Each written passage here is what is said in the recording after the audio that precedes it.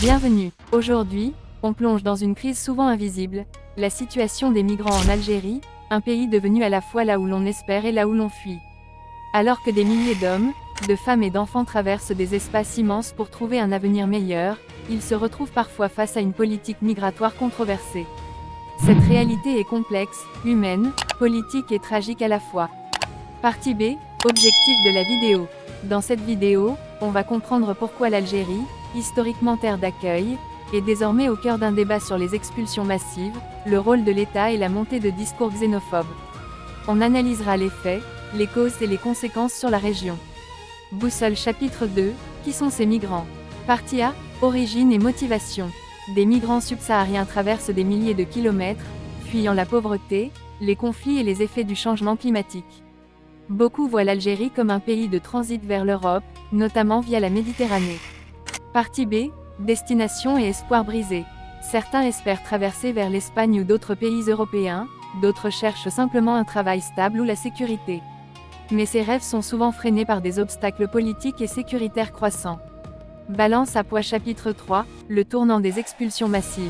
Partie A, chiffres récents révélés par les ONG. En 2024, plus de 31 000 migrants ont été expulsés d'Algérie vers le Niger, selon des organisations comme Alarme Faune Sahara. Et en 2025, des milliers continuent d'être poussés vers des zones désertiques.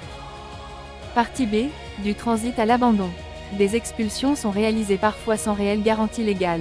Des témoins racontent que des migrants ont été laissés dans le désert sans eau ni nourriture, devant marcher des kilomètres sous la chaleur extrême pour atteindre des villes proches. Le 360 Afrique. Institut géopolitique Horizon IGH. Monument classique chapitre 4, discours officiel versus réalité des faits. Partie A, déclaration politique publique. Officiellement, des responsables algériens ont parfois évoqué l'idée de légaliser les travailleurs étrangers sans papier, reconnaissant la contribution économique des migrants. Partie B, une politique contradictoire. Pourtant, cette rhétorique coexiste avec des expulsions brutales et des raids d'arrestation dans les quartiers résidentiels. La contradiction politique nourrit la confusion et la tension sociale. Le Monde.fr. Haut-parleur chapitre 5, l'essor des discours xénophobes. Partie A, les réseaux sociaux et les mots dangereux. Sur les réseaux, certaines voix prônent des slogans comme « l'Algérie aux Algériens », ciblant les migrants subsahariens. Partie B, conséquences sociales.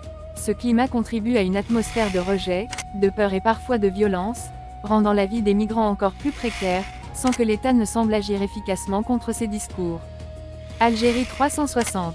Brique chapitre 6, droits humains et critique internationale. Partie A, violations dénoncées par des ONG. Plusieurs organisations alertent que ces expulsions sans procédure ni droit d'asile violant des conventions internationales telles que la Convention de Genève et d'autres engagements de protection des travailleurs migrants. Partie B, appel au respect des droits. Des associations réclament l'arrêt des expulsions arbitraires, l'introduction de voies légales pour l'accueil et le respect des procédures d'asile, et la protection de ceux qui fuient des situations parfois désespérées. Statwatch. Poignée de main chapitre 7, relations régionales et diplomatie. Partie A, tensions avec les voisins sahéliens. Ces expulsions ont parfois provoqué des tensions diplomatiques avec des pays comme le Niger, qui se trouvent débordés par les arrivées de migrants abandonnés. Partie B, l'équilibre fragile du Sahel.